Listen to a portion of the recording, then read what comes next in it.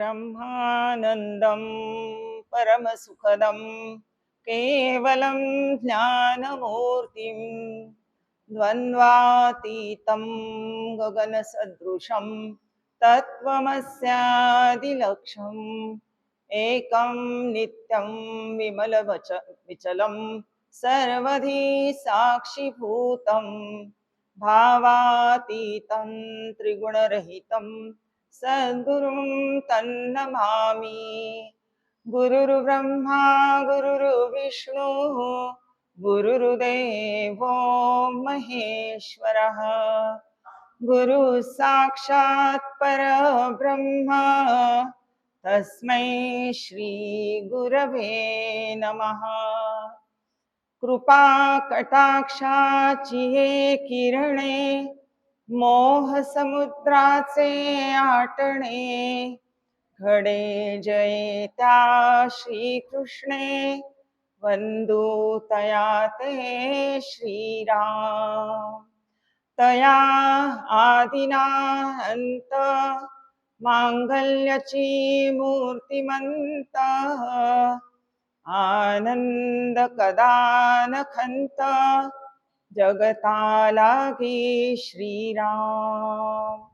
सद्गुरुनाथ महाराज की जय। भगवान गोपाल कृष्ण भगवान की जय। सब संतन की जय। माऊली ज्ञानेश्वर महाराज की जय। जय जय रघुवीर समर्थ। जय श्रीराम।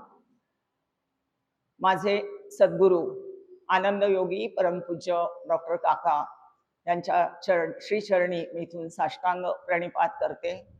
ते माझ्या हृदयात आहेत, माझ्या पाठीशी पण आहेत आणि तेच आजचं चिंतन माझ्याकडून बदवून घेणार आहेत याची मला पूर्ण खात्री आहे, माहिती आहे। त्यांच्या चरणी वंदन करते। आदरणीय परमपूज्य मंदाताईंचं इथून स्मरण करते, त्यांना सुद्धा साष्टांग प्रणिपात करते। माझ्या ज्येष्ठ गुरु भगिनी आणि ज्यांच्यामुळे मी मोठं धाडस करते इथे बसून बोलण्याचं, ज्या मला सातत्याने प्रेरणा देतात, आदरणीय आपल्या सर्वांच्या परिचित आचार्या माधुरीताई यांना मी पुन्हा पुन्हा एक बार इथून वंदन करते। आणि आपण सर्व ज्येष्ठ श्रेष्ठ इथे आलेले जमलेले साधक वर्ग, मला माहित आहे माझ्यापेक्षा ज्ञानाने वयाने पण खूप मोठे असलेले सगळे जिज्ञासू साधक आणि इथे उपस्थित आहेत। आपल्या सर्वांच्या हृदयस्थ परमात्म्याला मी मनापासून वंदन करते आणि आपल्या सर्वांचे आशीर्वाद आणि शुभकामना माझ्या पाठीशी आहेत असा मी एक आशा मला माहिती आहे आणि खात्री आहे। तर मी आजच्या चिंतनाला आपण इथे प्रारंभ करूया।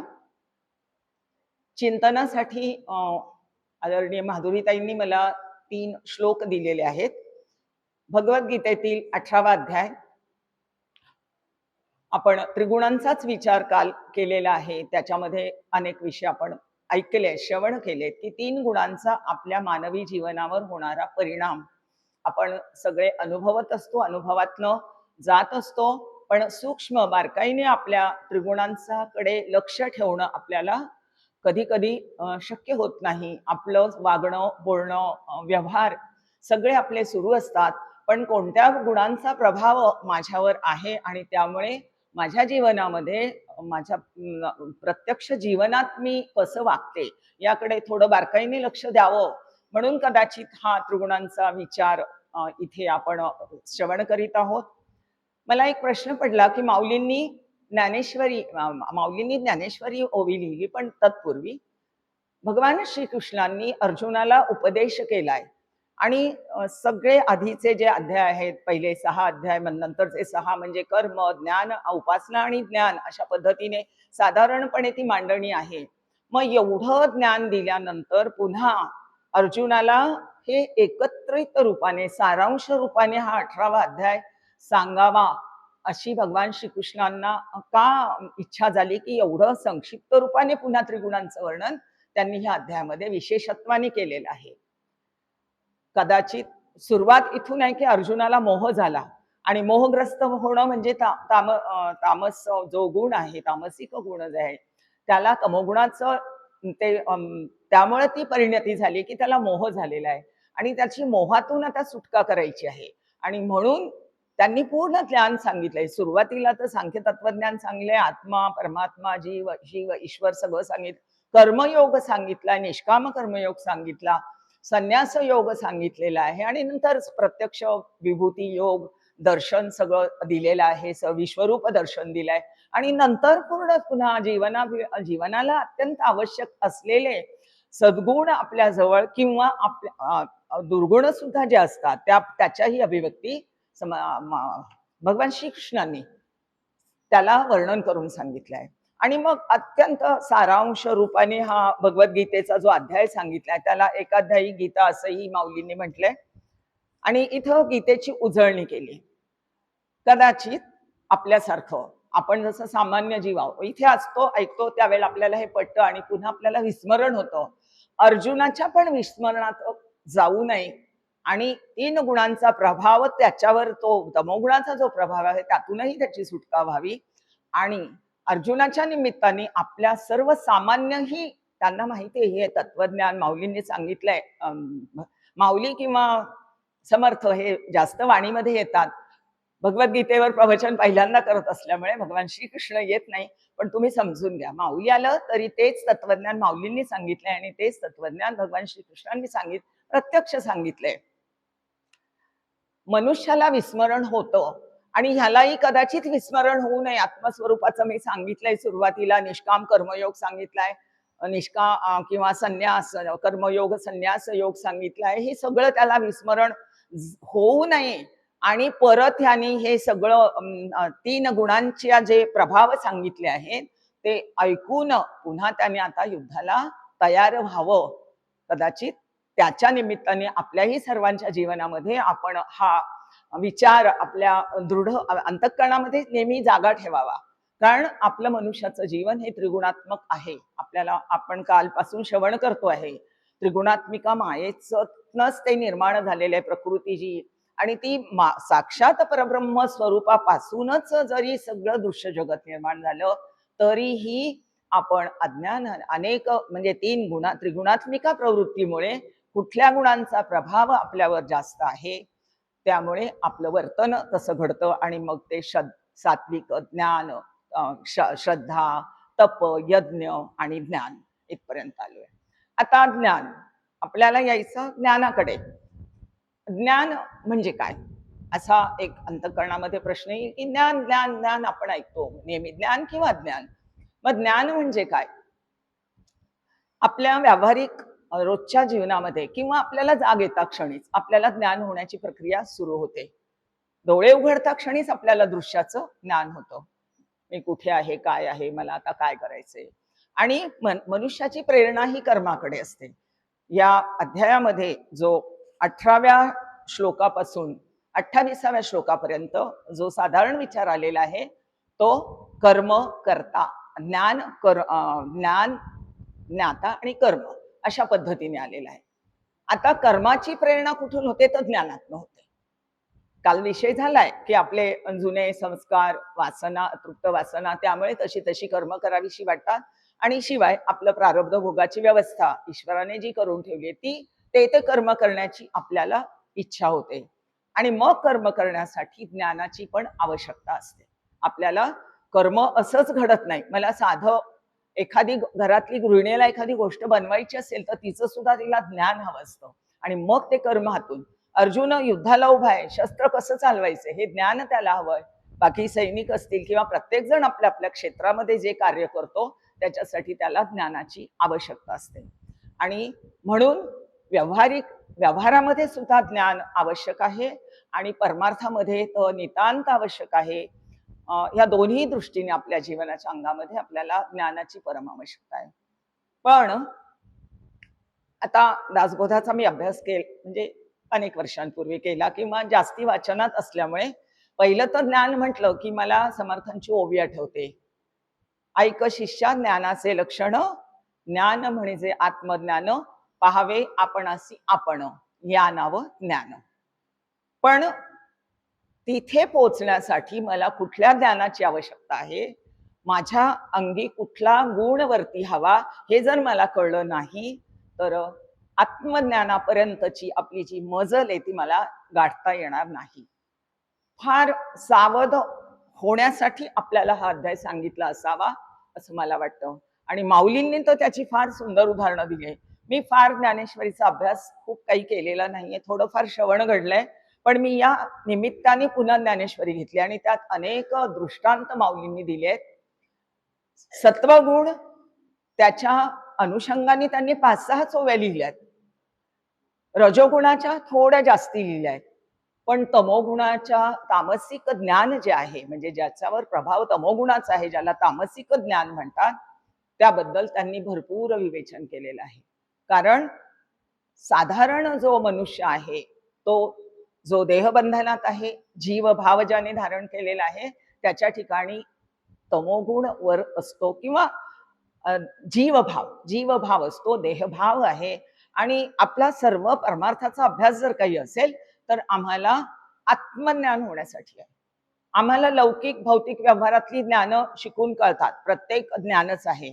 पण समर्थांनी आपल्या त्या याच्यामध्ये दासबोधामध्ये सांगितले, व्यवहारामधली जी ज्ञान आहेत, आपण लहानपणापासून आईवडिलांपासून शिकतो, गुरुजनांपासून शिकतो, कला शिकतो, संगीत, नृत्य, पण हे ज्ञान नव्हे, हे ज्ञान नव्हे, हे ज्ञान नव्हे असं जेव्हा समर्थ म्हणतात, तर ते आम्हाला जीवनामध्ये उपयुक्त जरी असलं तरी मला परमार्थ साधनेच्या दृष्टीने ते मला उपयुक्त ठरत नाही. चरितार्थासाठी त्याचा उपयोग आहे, मात्र मानवी देहाचं जे मुख्य ध्येय आहे त्याच्यासाठी आत्मज्ञान, जे मोक्ष मोक्ष त्याच्यासाठी मला ते उपयुक्त नाही. आणि म्हणून ज्ञान कुठलं हवंय, तर आम्हाला ज्याला आत्मज्ञानाकडे किंवा स्वरूपाचं ज्ञान ज्याला म्हणता येईल त्याला ज्ञान म्हटलेलं आहे.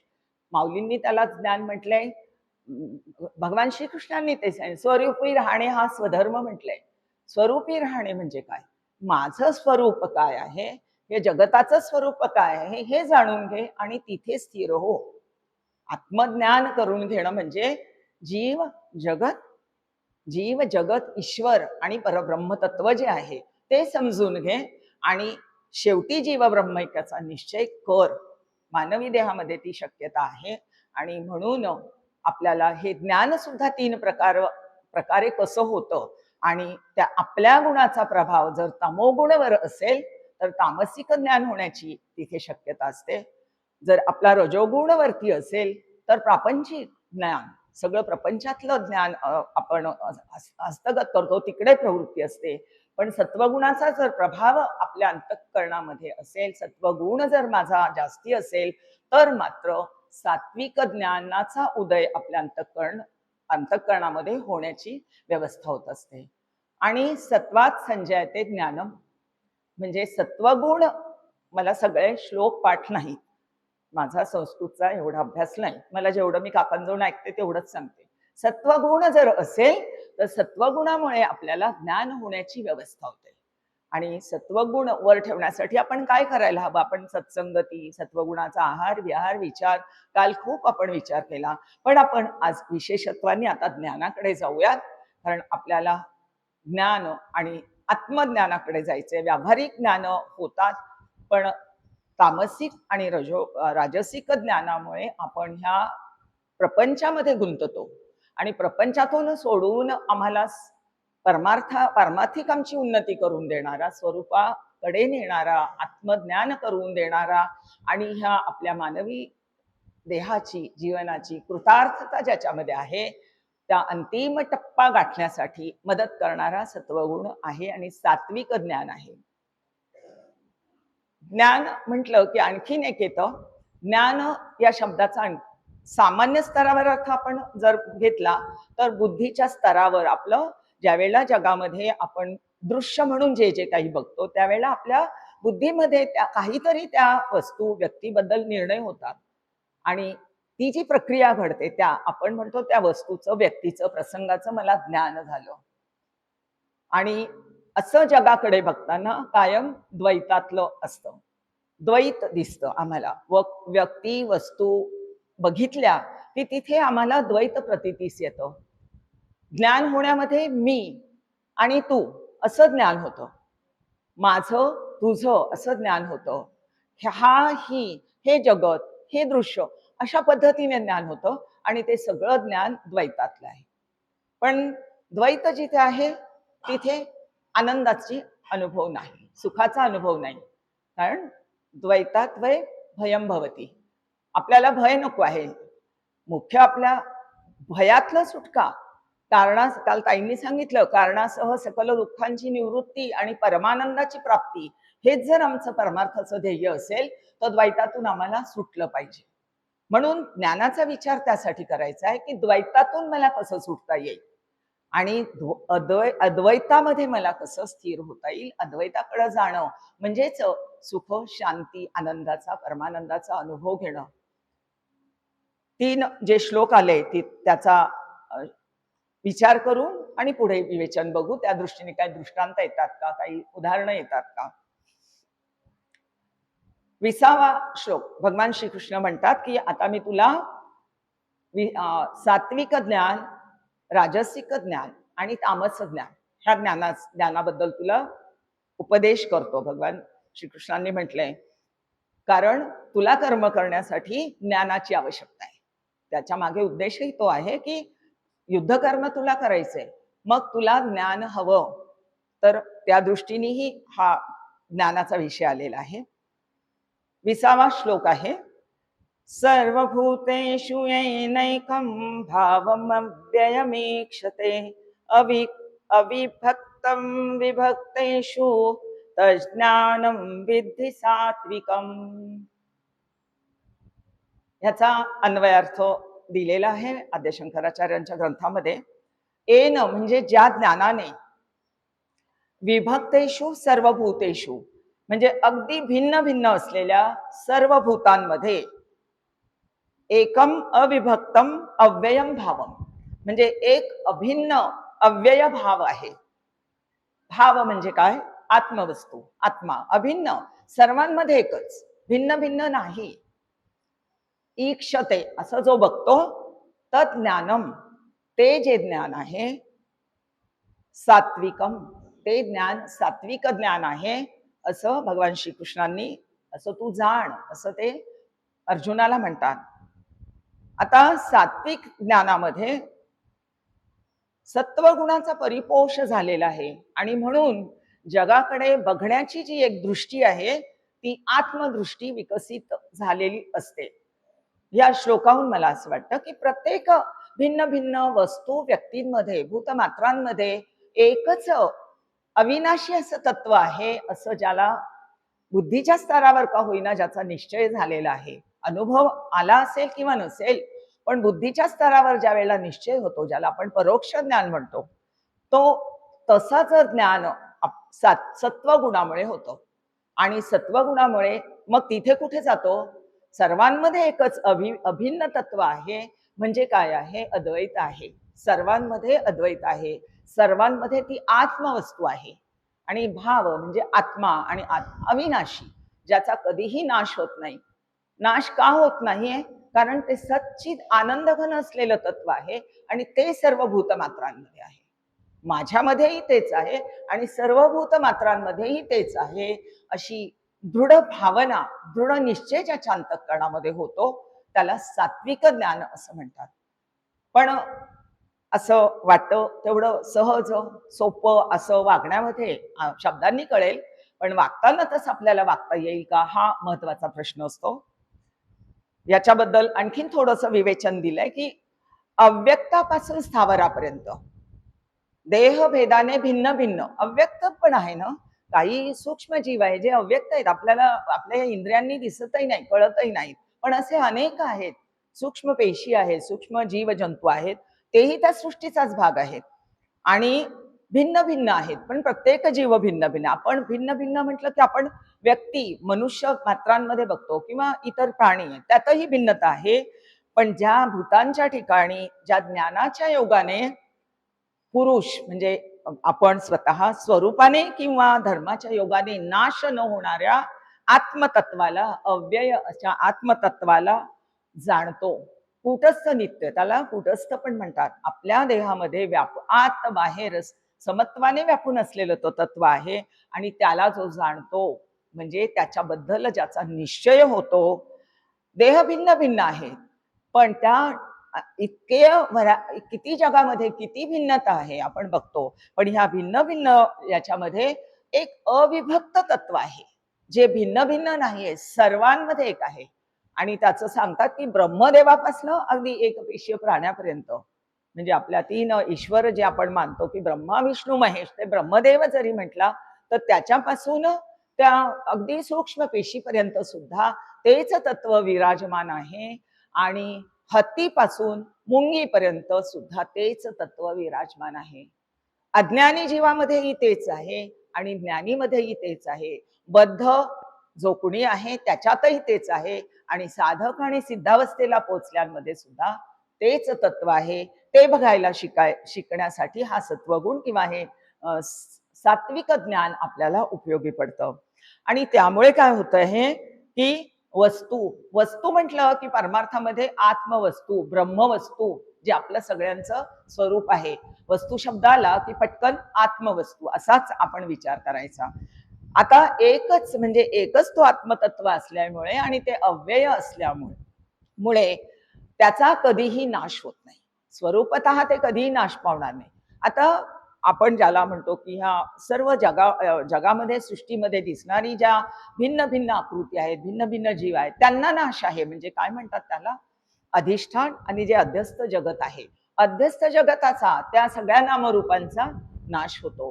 पण जे अधिष्ठान रूप जे आहे, जे सर्वत्र व्यापून असलेलं जे अनादि अनंत तत्व आहे, त्याचा कधीही नाश होत नाही. आणि हा निश्चय करण्यासाठी हा श्लोक यांनी माऊलींनी आणि भगवान श्रीकृष्णांनी सांगितलं, माऊलींनी त्याचं विवेचन केलेलं आहे. माऊलींच्या थोड्या ओव्या घेते मग राजस ज्ञानाकडे मी जाते, कारण नाही तर विस्मरण पुन्हा होतं की आपण पुढे गेलो पुन्हा मागे आलो. माऊलींनी याच्यामध्ये ओव्या दिल्या. तरी अर्जुना गाते पुढे सात्विक ज्ञान चोखडे, जयाच्या उदयी ज्ञेय बुडे ज्ञाते निसी. अत्यंत महत्वाची ओवी आहे. आपल्याला ज्ञान होतं, जगामधल्या सगळ्या दृश्य जगताचं ज्ञान होतं. तिथे काय आहे? त्रिपुटी आहे. आपण सगळे साधक श्रोते आहात, आपल्याला त्याबद्दल आहे कल्पना की 3 गोष्टी तिथे आवश्यक असतात. ज्ञाता जीव, ज्या वस्तूचं ज्ञान होतं ती ज्ञेय वस्तू आणि तिचं होणारं ज्ञान प्रक्रिया म्हणजे ते ज्ञान, असं 3 आपल्या ज्ञाता, ज्ञेय आणि ज्ञान अशी त्रिपुटी त्या ज्ञानामध्ये आहे, भौतिक जगातल्या दृश्य जगातल्या ज्ञानासाठी. पण आत्मस्वरूपाचं ज्ञान जेव्हा होतं तेव्हा ते म्हणतात की ते इतकं चोखट आहे, इतकं शुद्ध आहे ज्ञान, की तिथे अर्जुना ते असं आहे की त्यामुळे सात्विक ज्ञानामुळे काय होतं, त्याचा एकदा उदय झाला की ज्ञेय वस्तू जी आहे आणि ज्ञाता जो आहे तो वेगळाच राहत नाही. ते एकरूप होऊन जातात, भिन्न राहत नाहीत. प्रत्येक ठिकाणी त्या अधिष्ठानाची ज्ञान घन जे तत्व आहे त्याची आपल्याला अनुभूती येते ह्या ज्ञानामुळे. आत्मा कसा आहे? सच्चिद आनंद घन. आत्माचं सुरू आहे की आत्मा प्रत्येकात बघायचा आहे. मग ते सच्चिद आनंद घन तत्व आपण अनेकदा ऐकतो, पण सत म्हणजे वस्तू निरपेक्ष ज्याचं अस्तित्व आहे किंवा कालातीत तत्व ज्याला म्हणतात ते सत आहे. थोडासा शास्त्राचा आधार मी घेणार आहे, कठीण नाही करणार, पण थोडा आधार घेतला की आपल्या संकल्पना आणखी स्पष्ट होतात. मला हे का वापरायचं? तर सत म्हणजे कालातीत जे असं तत्व आहे त्याला सत म्हणतात. चित म्हणजे ज्ञान घन तत्व, चित म्हणजे ज्ञान घन तत्व. आणि आपल्या सगळ्यांच्या अंतर्यामी आणि आनंद म्हणजे विषय निरपेक्ष सुख म्हणजे आनंद आणि ज्ञेय निरपेक्ष जे ज्ञान आहे त्याला चित म्हणतात. मग आता हे सच्चिद आनंद घन तत्व हे आत्मा हा आपल्या सर्वांचं स्वरूप आहे, सगळ्यांच्या ठिकाणी आहे. आणि तसं बघायला शिकणं, त्याच्यासाठी त्यात तसं बघण्याला ती जी दृष्टी येते ते जे ज्ञान आहे त्याला सात्विक ज्ञान म्हटले. म्हणजे काय होतं, आता ज्ञाता आणि ज्ञेय एकरूप जेव्हा होतात त्यावेळेला द्वैत संपून जातं. द्वैत संपलं म्हणजे काय? अद्वैताची स्थिती तिथे अनुभवास यायला सुरुवात होते. आपल्या अंतःकरणामध्ये आता अद्वैत आलं आणि द्वैत म्हणून मी प्रश्न विचारते. मला प्रश्न विचारायची सवय नाही, पण काल कौलकर सरांकडे बघितलं, आपणही विचारावेत. आपण इथे आल्यावर माझ्या खोलीमध्ये माझीच मैत्रीण हवी किंवा मला खाली जेवायला माझ्या बाजूला माझीच मैत्रीण हवं, असं कुणाला वाटतं? असं जर वाटत असेल तर मी अजून अद्वैतात शिरलेली नाही. द्वैत भाव माझ्या अंतःकरणात आहे.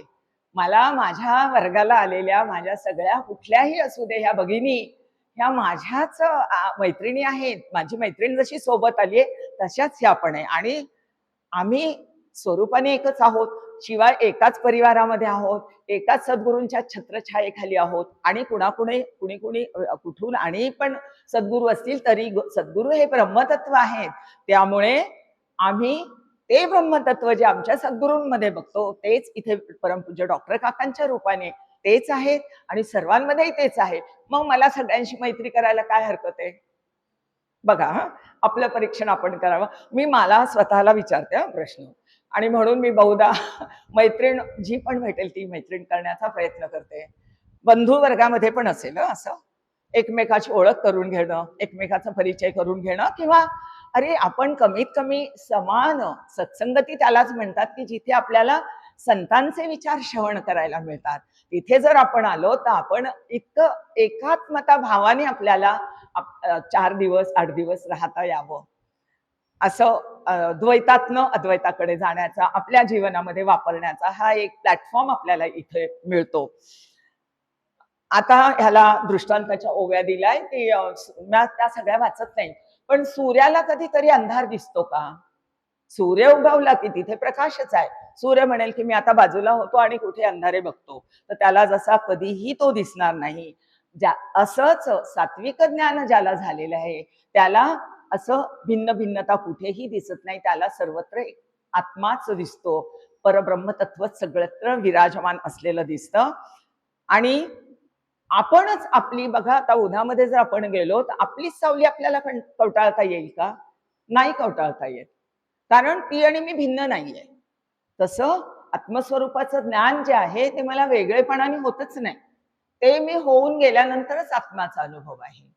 म्हणून सत्वगुण कायम वर ठेवा. पुढचे गुण तर आपल्याला फार उपयोगी नाही, प्रपंचाच्या दृष्टीने थोडाफार उपयोग आहे, काल विषय झालेला आहे.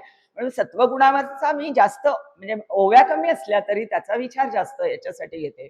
रजोगुण आपल्याला माहिती आहे कारण आपल्या प्रपंचात आपण रोज तो वापरतो आहे, पण सत्वगुण आपल्या जवळून सुटू नये किंबहुना तो रोज वाढता चढता वाढता माझ्यामध्ये कसा असेल.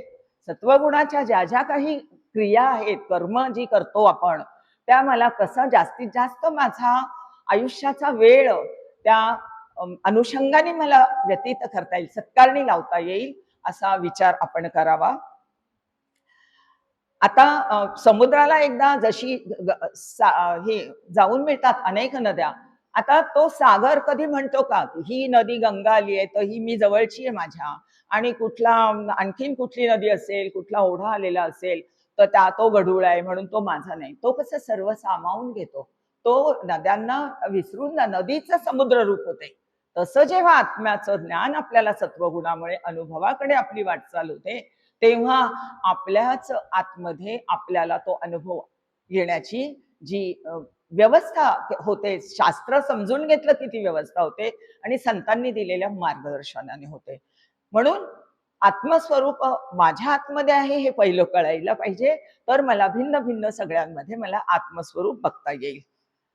असं पाटीवर समजा एखादं चित्र रेखाटलं आणि त्याच्यावर जर हात लावला तर ते चित्र पुसून जातात. माऊलींच्या सुंदर ओव्या आहे. ती चित्र असा हात फिरवला, रंग दिलाय, रंगवलंय चित्र, तर ते राहील का शिल्लक? ते जसं शिल्लक राहत नाही तसंच. किंवा आपण म्हटलं ती मिठाच्या बाहुलीचं उदाहरण माहिती आहे सगळ्यांना. तिला म्हटलं जा समुद्राची जरा खोली किती आहे बघून ये, आणि ती गेली. आता ती येते का वरती सांगायला आपल्याला की इतका खोल समुद्र आहे, मी गेले होते बघा, तुम्ही पण जाऊन बघाल, असं असं आहे वगैरे.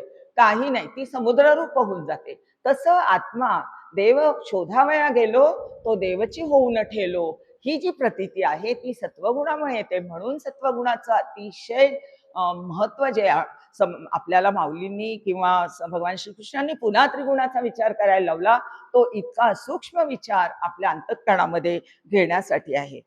आता एक आणखीन ह्या दृष्टांतावरून त्यांनी ओवी दिली आहे सिद्धांताची.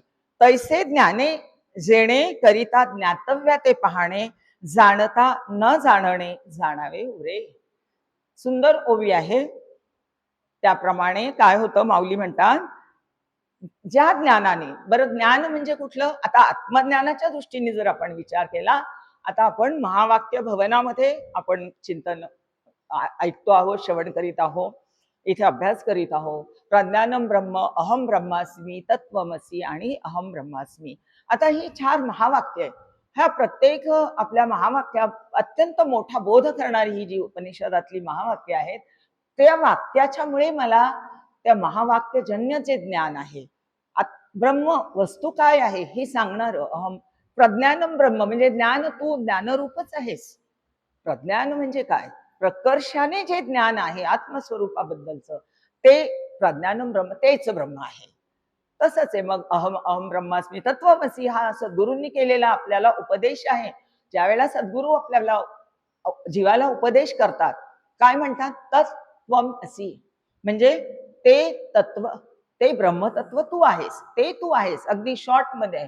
पण ते आपल्याला जेव्हा विचारपूर्वक आपण समजून घेतो, त्यावेळेला प्रत्यक्ष ब्रह्म जे आहे ते आत्मरूपाने प्रत्यक्ष माझ्याच आतमध्ये आहे असं ज्ञान तिथे आपल्याला अनुभवाच्या स्वरूपात येऊन जातं.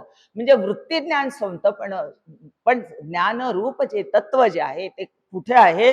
त्यामुळे काय होतं की अज्ञान सापेक्षाने त्यांना ज्ञान म्हणायचं. वास्तविक आम्ही सगळे ज्ञानरूप आहोत. हा विषय आपण आता बघितला की चिद्घन आहोत म्हणजे ज्ञानरूप आहोत. मग अज्ञानाचा विषयच नाहीये, आमचं स्वरूपच ज्ञान आहे आणि तरी आम्ही अज्ञानी आहोत, अज्ञानी जीवांना. का?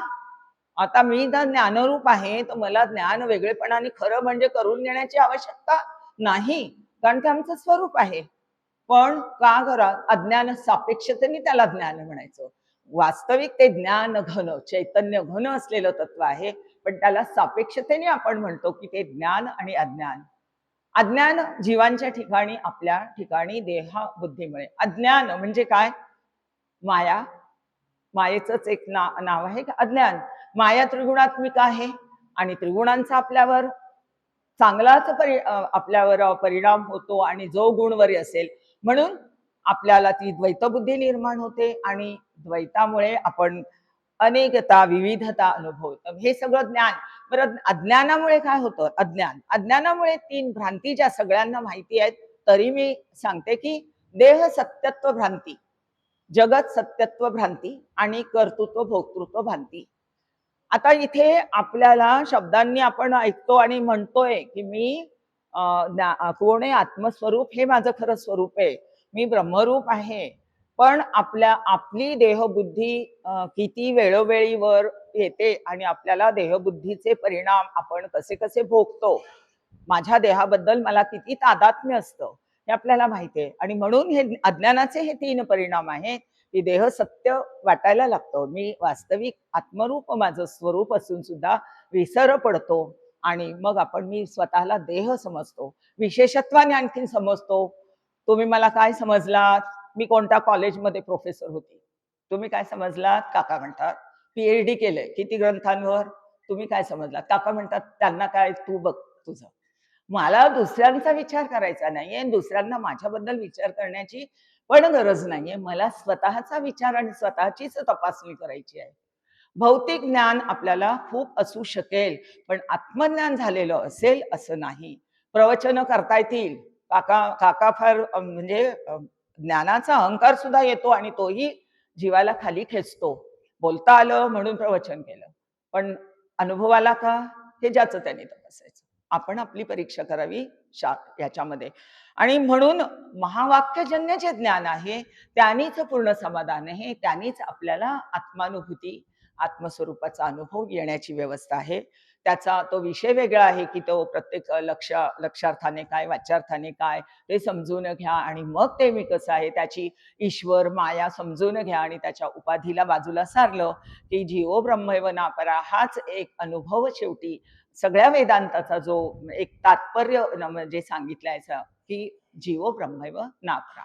ब्रह्म सत्य जगन्मिथ्या जीवो ब्रह्मैव नापराः असं सगळी शास्त्र सांगतात, सगळे संत सांगतात आणि तो अनुभवासाठी आपल्याला महावाक्याचं चिंतन सद्गुरूंच्या मुखातून जर आपण केलेलं असेल आणि मग त्या अनुभवाकडे आपली हे होते, वाटचाल होते. मग अज्ञान आणि त्यामुळे झालेल्या भ्रांती, ह्या ज्या 3 भ्रांती आहेत, ज्याचं काल ताईंनी विषय घेतला होता, की बंधनात अज्ञान म्हणजे तमोगुणाचं बंधन, सत्वगुणाचं बंधन किंवा रजोगुणाचं बंधन वेगळ्या-वेगळ्या पद्धतीने त्यांनी तो विषय छान मांडला. पण त्या बंधनातून म्हणजे बंधन मला जीवाला कशाचं झालंय तादात्म्य, देहबुद्धीचं बंधन आहे. मला कर्तृत्व भोक्तृत्व मी स्वतःवर घेतल्यामुळे आणि आत्मा अकर्ता आहे. आता आत्मा सर्वांमध्ये बघायचा आहे. माझ्यामध्येही आत्माचा अनुभव घ्यायचा आहे. तर मी अकर्ता आहे. आत्मरूप मी काहीच करत नाही. ते अधिष्ठान रूप आहे आणि मग मला मी अकर्ता आहे हा भाव हा भाव नाही, हा विचार दृढ केला पाहिजे. नाहीतर आम्ही आमच्या प्रपंचामध्ये, आमच्या व्यवसायामध्ये जे कार्य आम्ही करतो, तिथे मी हे केलं म्हणून असा अहंकार आपल्या अंतःकरणात असतो. मुलांना मोठं मी केलं, त्यांचं शिक्षण मी केलं. आताही माझ्या प्रपंचात सगळं मी करते. माझ्या ऑफिसमध्ये सुद्धा माझ्यावर एवढी मोठी जबाबदारी आहे. असे अनेक अहंकार आणि अहंकार जोपर्यंत जात नाही तोपर्यंत इकडे पुढची काहीच प्रगती नाही. म्हणून आत्म्याला जर मला अनुभव घ्यायचा आहे, मी आत्मा आहे हा जर निश्चय करायचा आहे आणि तो सत्वगुणाने मला ते ज्ञान होणार आहे. मग मला सर्वानुभूती परमेश्वर बघायचा आहे. तर मला सत्वगुणाला सांभाळलंच पाहिजे आणि माझं अज्ञान म्हणजे असं जे अज्ञानाने भ्रांती निर्माण झाल्या त्यातून मी प्रत्येक क्षणोक्षणी हाची करावा विचार. नाही का? आपण हाच विचार करायचा आहे आणि म्हणून त्यालाच समर्थांनी म्हटलं सावध साक्षेपी आणि दक्ष तया तत्काळची मोक्ष. मोक्ष म्हणजे वास्तविक स्वरूपाने आपण मुक्तच आहोत, नित्यमुक्त आहोत. पण ह्या अज्ञानाने बंधनं झाली आहेत आणि त्या बंधनातून सुटण्यासाठी आपल्याला एवढी प्रवचनं पुन्हा पुन्हा ऐकावी लागतात. एवढ्या संतांचे ग्रंथ अभ्यासावे लागतात, शास्त्राचे ग्रंथ अभ्यासावे लागतात. कारण आपला बुद्धी जी आहे कधी तिचं मालिन्य आपल्या तमोगुणामुळे किंवा रजोगुणामुळे आपण पुन्हा प्रपंचात आसक्त होतो आणि हे विचार टिकत नाहीत. आणखीन एक ओवी माऊलींनी दिली आहे, सोने आटून लेणे. आता जे ज्ञानी आहे, सोनार आहे. आता किंवा आपणही बघा, आपल्याकडे खूप दागिने आहेत हो. 10-20 तोळ्याचे आहेत लॉकरमध्ये ठेवलेले. पण आपण आता सोन्याचा भाव खूप झाला, म्हणून आपण ते दागिने काढा आणि चला आता आठवून टाकू आणि शुद्ध सोनं जमा करू, असं म्हणतो का? आपल्याला सगळं आपल्या भगिनींचा जिव्हाळ्याचा विषय आहे.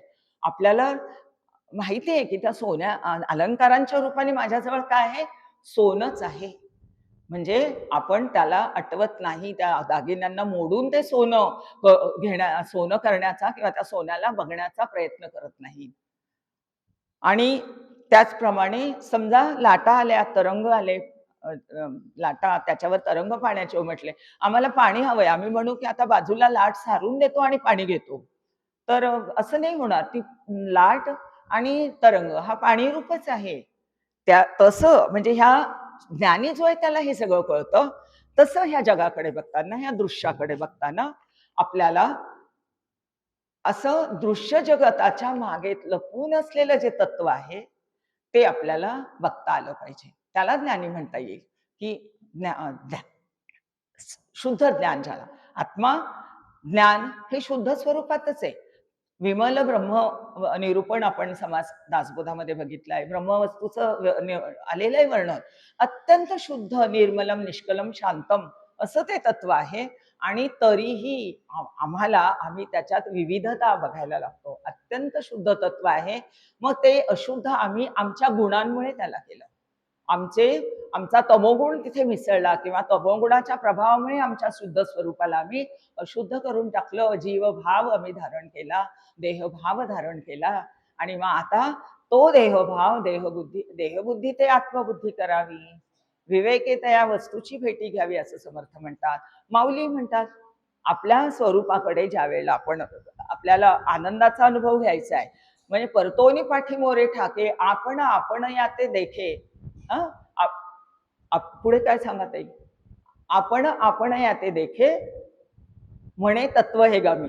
तत्क्षणी म्हणतो ज्यावेळेला आपण स्वतःकडे वळतो, आत्मस्वरूपाकडे ज्यावेळेला आपली दृष्टी जाते, जगाकडनी बहिर्मुख झालेली दृष्टी ज्यावेळेला आपण अंतर्मुख करतो, त्यावेळेला असं विवेकाने विचाराने लक्षात येतं की ज्या आत्मवस्तूचा शोध बाहेर चालू होता ते माझ्या आतमध्येच आहे. आपलं सगळ्या त्या विविध अलंकारां जसं सोनेरूप आहे तसे ह्या सगळी ज्या उपाधी आहे, या उपाधी माझी गुप्त चैतन्य असे सर्वंगत ते तत्वज्ञ संत स्वीकारिती. सर्वांमध्ये व्यापून असलेलं जे तत्व आहे तोच आत्मा, तेच परब्रह्म तत्व आहे, ते ज्ञानघन तत्व आहे. आणि म्हणून मला प्रत्येक वेळी ज्ञान होण्याची व्यवस्था आहे. पंच ज्ञानेंद्रियांनी आम्हाला जगातलं ज्ञान होतंय, पण ज्ञानेंद्रियांनी आम्हाला आत्मस्वरूपाचं ज्ञान होणार नाही. कारण बाहेरचं ज्ञान आहे त्याला ज्ञानेंद्रिय ज्ञान होण्याची प्रक्रिया सुद्धा कशी होते, बुद्धीमार्फत होते. पण बुद्धी म्हणजे बुद्धी काय जाणते, तिथे ज्ञान होतं. पण बुद्धी कुणाच्या सत्तेवर कार्य करते ते ज्ञान म्हणजे परमपूज्य काकांचं वाक्य आहे की जगातलं होणारं ज्ञान माझ्या आतमध्ये असणाऱ्या ज्ञानाच्या सत्तेवर होतं. आणि ते असणारं ज्ञान जे आहे ते मी आहे. हा निर्णय करण्यासाठी अभ्यास वर्ग आहे. अशा 5-6 ओव्या माऊलींच्या आलेल्या आहेत. एक आणखीन ओवी आली, जैसी जया ज्ञानाची या सत्ता, ज्ञानाची या हाता न लगेची दृश्य कथा, ते ज्ञान जाण सर्वथा सात्विक का.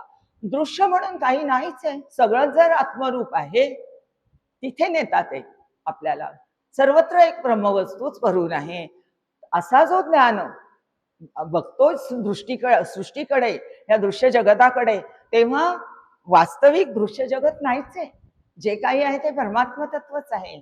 सात्विक ज्ञान त्याला म्हणायचं की ज्याला सर्वत्र ती ब्रह्म वस्तूच बघायला येते, त्यालाच सात्विक ज्ञान म्हणा. आणि एक सुंदर ओवी माऊलींनी दिली ना, आपल्या सगळ्यांच्या ओळखीची माहितीचा आहे, तो अनुभव आहे. आरिसा पाहो जाता कोडे, जैसे पाहतेची का रिगे पुढे, तैसे ज्ञेय लोटोनी पडे ज्ञातची जे. काय होतं, आता कौतुकाने आपण सगळेजण आरशासमोर उभं राहतो, तयारी झाली की बरोबर जायचंय, आता वर्गाला जायचंय किंवा ऑफिसला जायचंय आहे किंवा बाहेर जायचंय, तयारी करतो, आरशासमोर आपण उभं राहतो. आता आरशासमोर उभं राहिल्यानंतर आपल्याला काय दिसतं, आपलंच प्रतिबिंब दिसतं. वेगळं काही दिसतं का तिथे? काहीच दिसत नाही. मीच प्रतिबिंब रूपाने पुढे येतो आणि ज्ञेय म्हणजे आता ते ज्ञेय आरशामध्ये पडलेलं प्रतिबिंब म्हणजे ज्ञेय वस्तू आहे आणि माझं हे बिंब म्हणजे हे आता ज्ञाता जीव आहे. आता ज्ञाता आणि ज्ञेय वस्तू एकच आहे, वेगळेपणच नाहीये तिथे. तसं ह्या जगाकडे बघताना ब्रह्मवस्तूच आपल्याला, त्या देवाचंच खरं दर्शन व्हावं, पांडुरंगाचं दर्शन व्हावं, आपल्या सद्गुरूंचं दर्शन व्हावं. जिथे जिथे लक्ष जाईल, जे जे सद्गुरू दिसतील तिथेही भेद नाही. नाही तर आम्हाला गुरूंमध्ये पण भेद आणि भ्रांती म्हणतो ना, विविधता, म्हणून गुरूंमध्ये पण आम्ही भेद करतो, आमचे आणि तुमचे गुरु. गुरु हे साक्षात जर परब्रह्म आहे आणि परब्रह्म वस्तू एकमेव अद्वितीय असलेली जर वस्तू आहे, आत बाहेर सच्चिदानंद घन तत्व ते पूर्णपणे व्यापून आहे.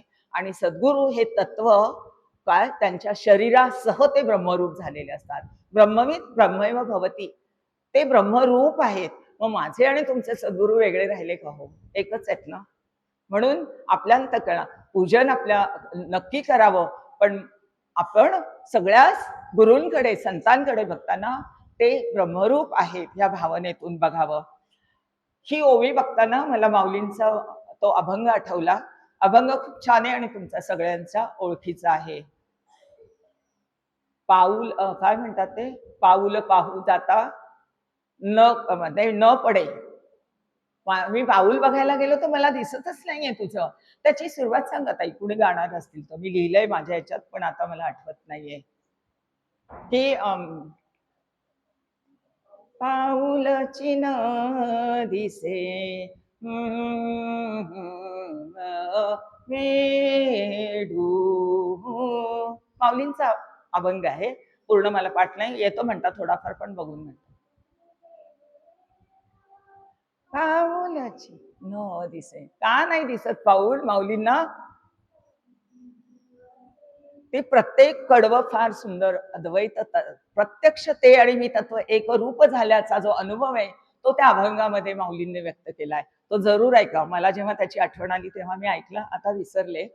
पण मला पाऊल दिसत नाही, कारण स्वयंभू तो सर्वत्र आहे हो. मी माझ्या आतमध्ये बाहेर सर्वत्र तो आहे, मी त्याला वेगळेपणाने पाहू कसं? अनुभव आहे माऊलींचा, संतांचे अनुभव ते त्यांच्या अभंगांमधून व्यक्त करतात.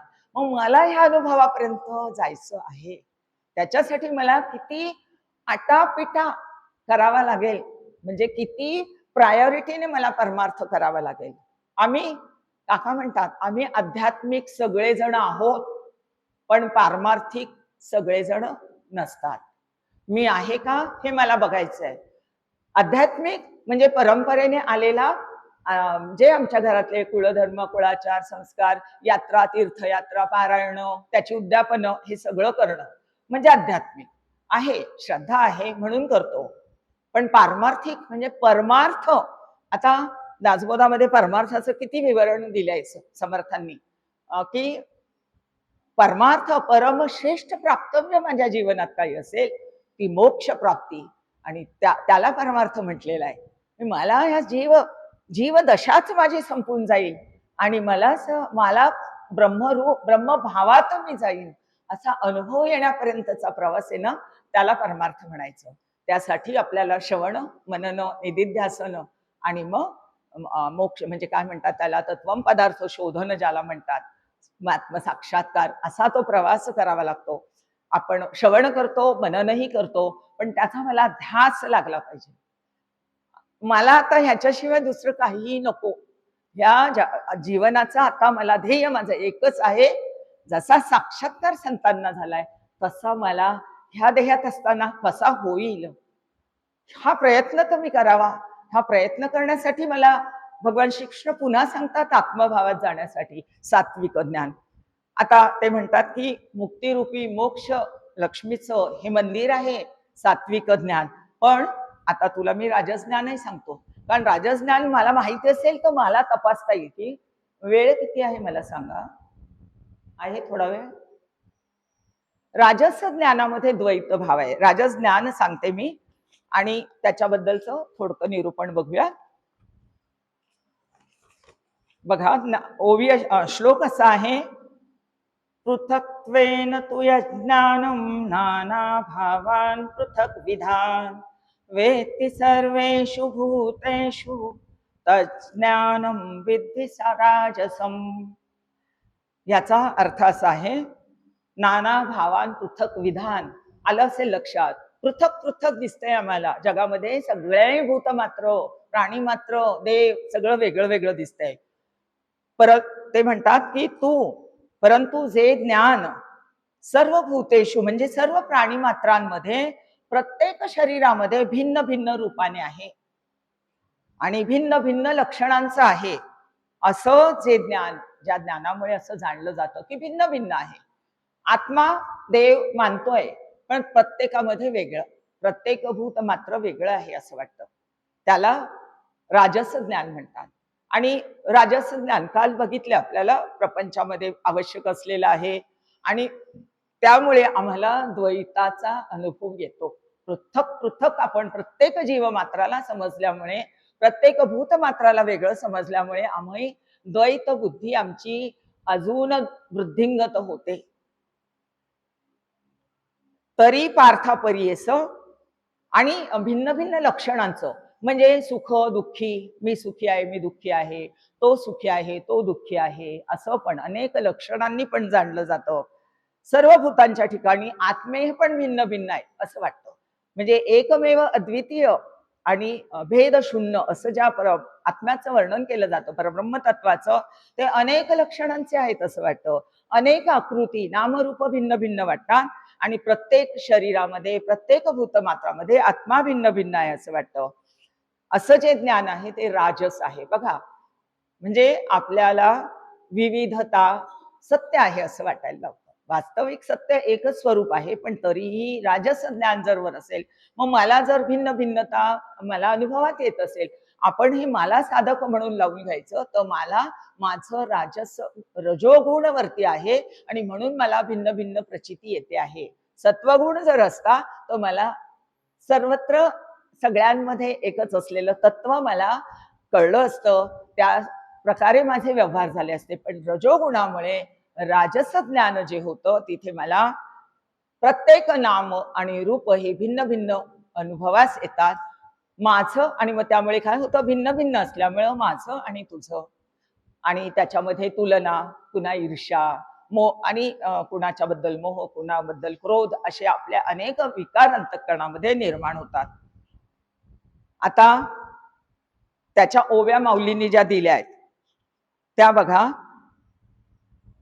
जे ज्ञान भेदाची कास धरून चाले, म्हणजे काय होतं, भिन्न भिन्न रूपाने असणाऱ्या भूतमात्रांमध्ये सुखी दुःखी कर्तृत्व म्हणजे आपण मी करता किंवा मी भोगता किंवा हा करता, ह्या कर्माचा हा करता तो करता, अशा वेगळ्या वेगळ्या भावांनी भिन्न भिन्न लक्षणांनी ते पदार्थ जाणले जातात आणि भिन्न भिन्न प्रकारच्या ज्या ज्ञानाने आत्मस्वरूपाला जाणले जाते ते राजस ज्ञान आहे. आणि त्यामुळं काय आहे, ते भेदाची कास धरून स्वाभाविक आहे ना. भिन्न भिन्न विभिन्न जर म्हटलं तर तिथे वेगळेपण आलं आणि वेगळं जे आहे म्हणजे सद्वैत आहे. त्यामुळे नाम रूपाला सत्यत्व दिलं जातं, स्वरूपाला सत्यत्व दिलं जात नाही.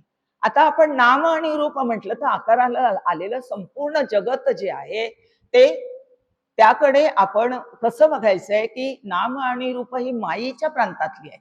आता मायेच्या प्रांतातलं जे आहे ते सगळं नाशिवंत आहे. 3 स्तर आहेत जे आपल्याला थोडस चिंतन करायला लावतात की नामरूप आम्हाला दिसणारच आहेत. व्यवहार तिथे व्यावहारिक सत्तेत व्यवहार तसेच करावे लागणार आहे, पण ते नामरूपांच्या मागे असलेलं जे तत्व आहे ते मला बघता आलं पाहिजे. मग रजोगुण कमी करा. मला जर आता इथेही आल्यानंतर आम्हाला जर विभिन्न भिन्न भिन्न दिसत असेल तर माझा रजोगुण अजून आहे, वर आहे आणि म्हणून मला सगळ्यांमध्ये भिन्न भिन्न व्यक्ती दिसतात, भिन्न भिन्न जवळचा आपला अपपर भाव येतो, माझं तुझं वाटतं. मग हे घालवण्यासाठी आपल्याला रजोगुण आपला कमी करायला पाहिजे. आणि नामरूपाच्या मागे काय आहे विषय राहून जाईल की अस्थिभाती प्रियत्व म्हणजे ईश्वर आहे. कारण आपल्याला सगळ्यांना माहिती आहे की सगळी सृष्टी दृश्य जगत त्या ईश्वराने मायेला स्वीकार केला आणि जगत निर्माण केलं आणि तो प्रत्येक भूतमात्रांमध्ये शिरलेला आहे. मग प्रत्येकामध्ये तो आहे ना. जर तो सगळ्या जड चेतन अचर वस्तून व्यापून राहिलेला आहे आणि पुन्हा दशांगुळे उरला. वास्तविक ईश्वर आणि परब्रह्म हे वेगळं नाही.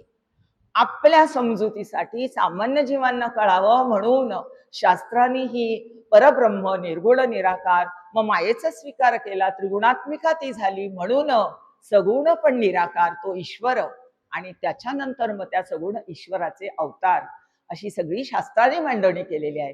पण ईश्वराने निर्माण केलेलं जे जग आहे तो नियंता नियंत्रक आहे. ते नामरूपाच्या मागे तेच तत्व आहे अस्ति भाती. मला ते सगळं कळतं आणि पुन्हा ते प्रिय आहे. मला सगळ्या वस्तू या जगातल्या सगळे आपल्या संबंधित लोक आम्हाला असून प्रिय आहेत किंवा नसून प्रिय आहेत. मला अप्रिय असलेली व्यक्ती सुद्धा का अप्रिय का आहे, तिच्यापासून मला त्रास आहे म्हणून ती मला अप्रिय वाटते. मग ही ईश्वरी सत्ता. मग नामरूपाच्या मागे थोडस गेलं ना आपण की आपल्याला अस्थिभाती प्रियत्वाचा अनुभव येतो. प्रत्येक नामरूपाच्या मागे हे फूल आहे अस्ति हे मला ते कळतंय गुलाबी रंगाचं आहे आणि मला हेही कळतं की मला दिलंय बरं आणि त्यामुळे मला आनंद झाला, मला प्रिय आहे. प्रत्येक गोष्टीचं असं आहे. वस्तू व्यक्ती काही आपल्याला असून प्रिय आहेत आणि काही नसून प्रिय आहेत. व्यवहार करताना आपल्याला नामरूपांना बाधित करायचं आहे आणि त्याच्या मागे असलेलं ते तत्व ईश्वर सर्वभूतानां हृद्देशर्जुन तिष्ठती तो जो आहे त्याला बघायचंय. आणि का आम्ही भ्रमित होतो, मायेमुळे होतोय. मग मायेतून आपली सोडवणी करून घ्यायची आहे म्हणून हा विचार आपल्याला संतांनी दिलेला आहे. बऱ्याच माऊलींच्या याच्यात ओव्या आलेल्या आहे. आता अलंकाराचं उदाहरण घेतलं तर इकडे अलंकार, आता अलंकारामध्ये झाकलं गेलेलं सोनं आहे. आपल्याला सगळ्यांना कळतंय माझ्याजवळ एवढं सोनं आहे, इतके तोळ्याचं आहे, शुद्ध आहे वगैरे. पण लहान मुलाच्या समोर जर दागिने दिले तर त्याला काही कळतं का? त्याला काय त्यातला फक्त अलंकार दिसतात, नामरूप दिसतात आहेत.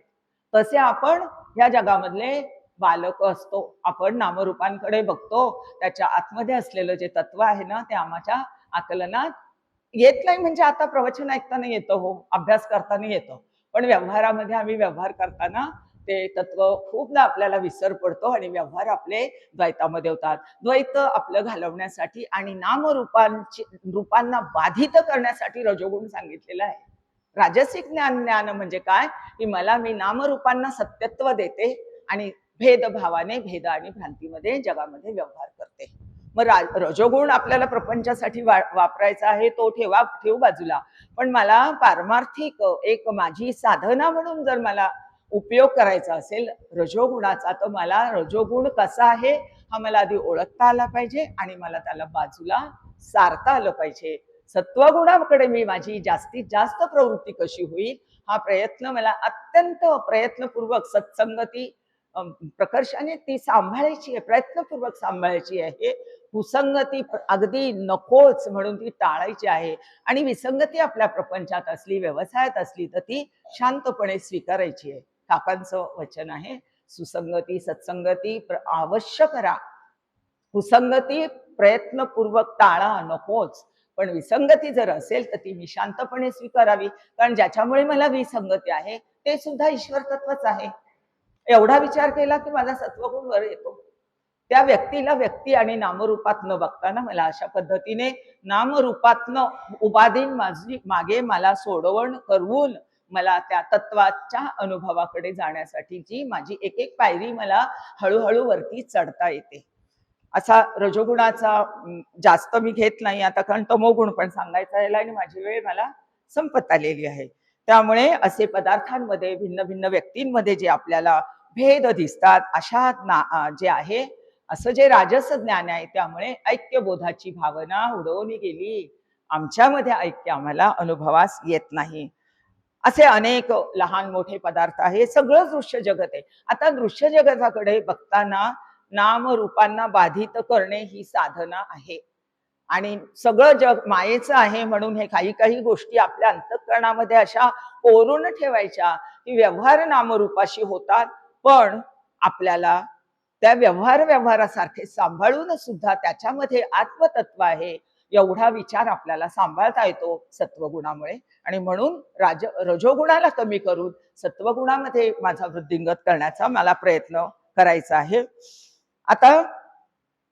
आता तामसाचेही लिंग सांगेन. आता ते तमोगुण सांगतात.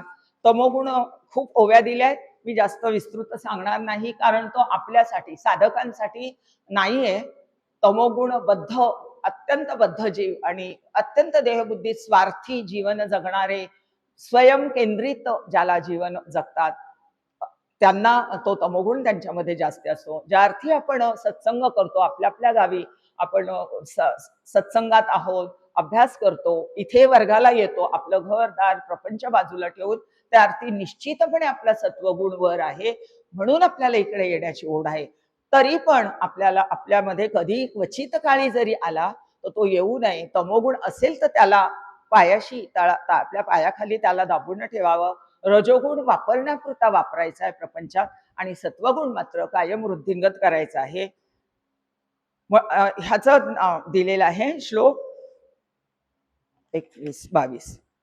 यत्तु कृष्ण वदे कस्मिन कार्ये सक्तम अहैतुकम अतत्वार्थ वदल पंच तत्तामस समुदावृतम.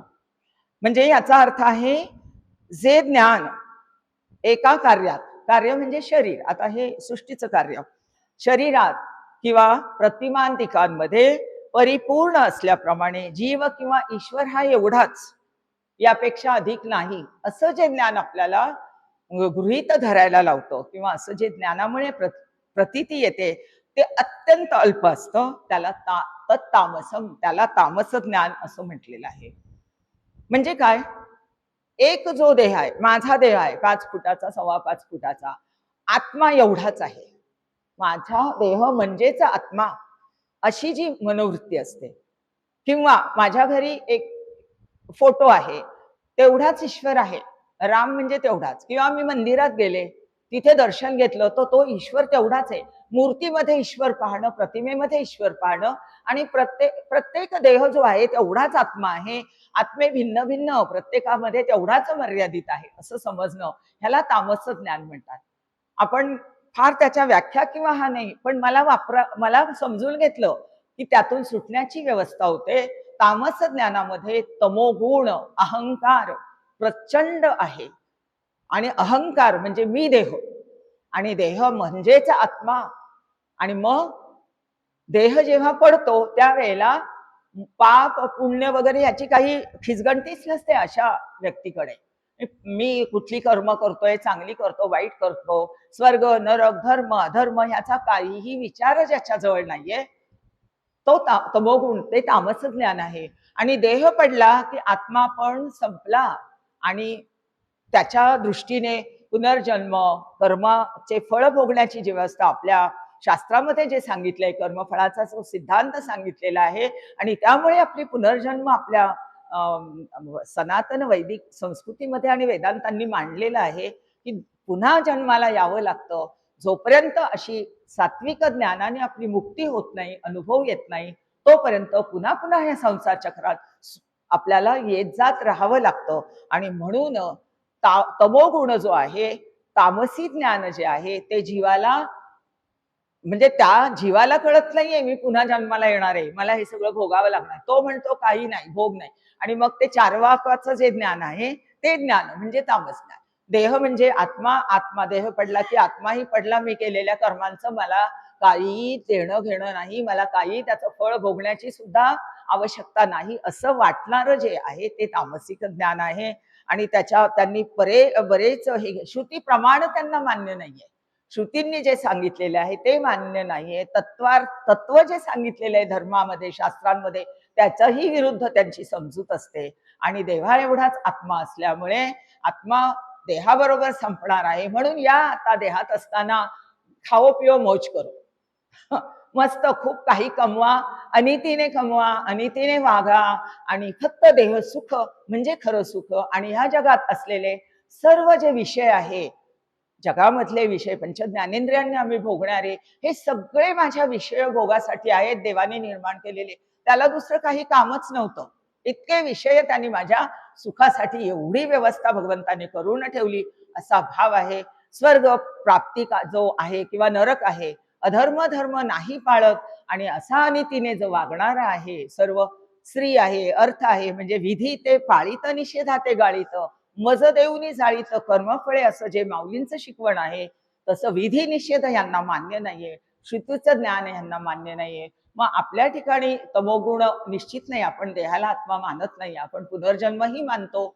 आपल्याला पापकर्म, प्रत्येक कर्माचं, नुसतं पाप पुण्य कर्म नाही, माझ्या कायिक वाचिक मानसिक प्रत्येक कर्माचं फळ देण्याची व्यवस्था त्या ईश्वराची आहे, तो नियंत्रक आहे. आणि तत्क्षणी त्याची नोंद होते. हा जर विचार आपल्या अंतःकरणात असेल तर तमोगुण आपला कधीही आपण वर येऊ देणार नाही. तो बाकी काय झोप वगैरे त्याच्यासाठी वापरा, त्या विश्रांतीसाठी वगैरे तो येतो तेवढा काळ. पण एकदा कार्याला लागलं की रजोगुण सुद्धा माझा सात्विक कसा राहील, शुद्ध कसा राहील, आणि जो मला परमार्थाची माझी प्रगती करून घेण्यासाठी आणि असं सात्विक ज्ञान वृद्धिंगत करण्यासाठी मला मदत करेल, अशा पद्धतीने ही 3 प्रकारचं ज्ञान भगवान श्रीकृष्णांनी अर्जुनाला सांगितलं, माऊलींनी आपल्याला सांगण्याचा प्रयत्न केलाय सगळ्या ओव्या देऊन, आणि समर्थांनी सगळ्याच संतांनी सांगितलेलं आहे. या नियोजित वेळेमध्ये ज्या पद्धतीने जेवढं मला मांडता आलं ते मी मांडण्याचा प्रयत्न केला. काही कमी अधिक असेल तर ते माझं आहे, आणि सगळं काही जे योग्य आहे ते सद्गुरूंकडनं, संतांकडनं मिळालेलं आहे. मला माझं यात माझ्या पदरचं काहीही नाही.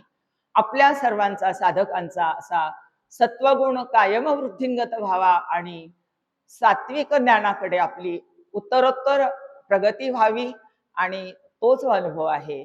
जीवो ब्रह्मैव नापराः.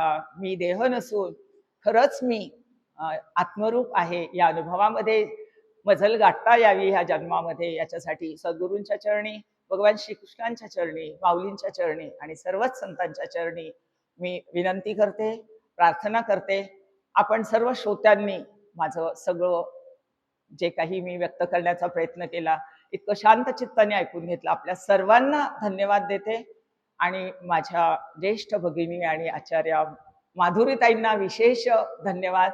त्यांनी मला संधी दिली म्हणून मी थोडा अभ्यास केला आणि अभ्यास करून मांडण्याचा प्रयत्न केला.